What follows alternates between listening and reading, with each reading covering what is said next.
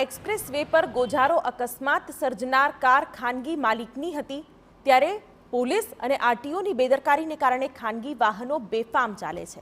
Express वेના પ્રવેશદ્વાર પાસે જ ખાનગી વાહનોની કતાર હોય છે જે મુસાફરોને વડોદરા સુધી લઈ જાય છે।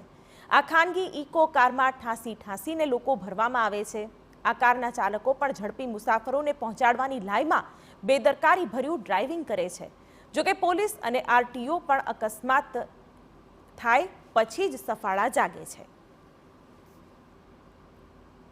અમદાવાદ બરોડા નેશનલ હાઈવે ઉપર નડિયાદ પાસે ગોજારો અકસ્માત થયો છે અને અર્ટિકા કાર છે તે એક ટ્રેલર પાછળ ઘૂસી જતા અર્ટિકા કારમાં સવાર 10 લોકો છે તેના મોત થયા છે।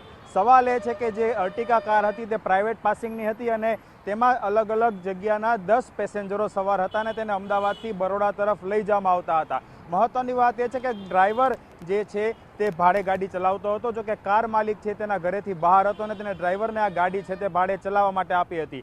ઓવર સ્પીડમાં કાર હતી ને તેને કારણે અકસ્માત સર્જાયો અને અકસ્માતમાં 10 લોકોના મોત થયા છે।